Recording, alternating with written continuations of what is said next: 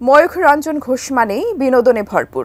তার সংবাদ উপস্থাপনের চেয়ে তার অঙ্গভঙ্গি, স্টুডিওতে লাফিয়ে চলা আর চিল্লানোটাই যেন বেশি উপভোগ করেন দর্শক।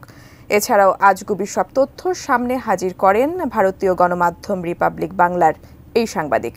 এবার টকশোতে মুখোমুখি হলেন ময়ূখ রঞ্জন ও অন্তর্বর্তী সরকারের প্রেস সচিব শফিকুল আলম। এ সময় হিন্দুত্ববাদী ও মৌলবাদের প্রশ্নে ময়ূখের সাথে তীব্র আলোচনা হয় প্রেস সচিবের। বিস্তারিত জানাচ্ছেন শেখ ফরিদ। ভারতের চারপাশে দেখুন বাংলাদেশ, এই বাংলাদেশের মধ্যে নির্দিষ্টভাবে এইটুকু অঞ্চল হচ্ছে এই চিকেন স্টেক। এই ফেনীটা যদি কোনোভাবে কাট অফ হয়ে যায়, গোটা বাংলাদেশের এত বড়, এত জেলা সহ যে বাংলাদেশ, সেই বাংলাদেশ থেকে কাট অফ হয়ে যাবে চট্টগ্রাম।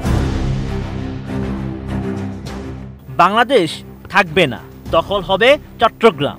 এমন সব উদ্ভট বক্তব্যের জন্য বাংলাদেশে ব্যাপক সমালোচিত ভারতীয় গণমাধ্যম রিপাবলিক বাংলার সাংবাদিক ময়ূখ রঞ্জন ঘোষ।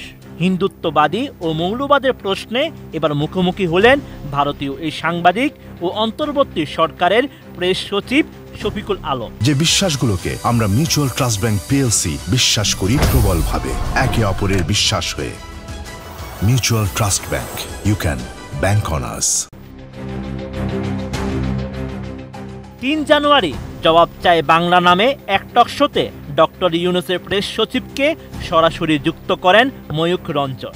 এ সময় অধীর আগ্রহে ছিলেন দর্শকরা যে প্রেস সচিবের সঙ্গে কতটা চিল্লাপাল্লা আর উল্টাপাল্টা প্রশ্ন করেন রিপাবলিকান এই সাংবাদিক।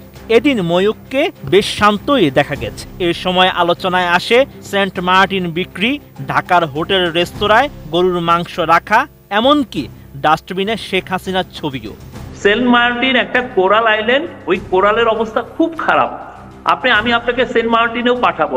এত বেশি টুরিস্ট এনে দ্বীপটাকে ধ্বংসের মুখে নিয়েছে। বিশেষ এই টকশোকে ভারত বাংলাদেশের ম্যাচ বলে অভিহিত করেছেন সমালোচিত সংবাদ উপস্থাপক ময়ূখ রঞ্জন। এছাড়া আলোচনায় আসেন চিন্ময় কৃষ্ণ দাস। ভারত বাংলাদেশের যে ম্যাচ এই মুহূর্তে চলছে, তাতে সব বলই যদি আপনি একদম ডচ করে যান তাহলে মুশকিল। যারা যারা এগুলো চিন্ময় কৃষ্ণ দাসকে জেলে পড়ে আমরা তো ফিগারও দিয়েছি, আমরা যেগুলো অ্যাটাক হয়েছে আমরা ফিগার দিয়েছি, আমরা অ্যারেস্টের কথা বলেছি, কতজন অ্যারেস্ট হয়েছে। এ সময় বাংলাদেশে হিন্দু সম্প্রদায়ের উপর হামলার অভিযোগ তুলে শফিকুল আলমের কাছে মৌলবাদের বিষয়ে প্রশ্ন করেন ময়ূখ রঞ্জন।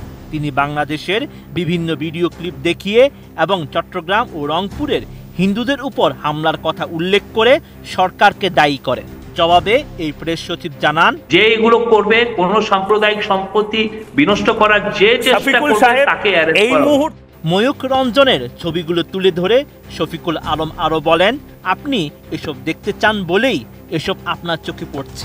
আপনাকে বাংলাদেশে আসার আমন্ত্রণ জানানো হলো, আপনি আসুন এবং নিজ চোখে দেখে যান।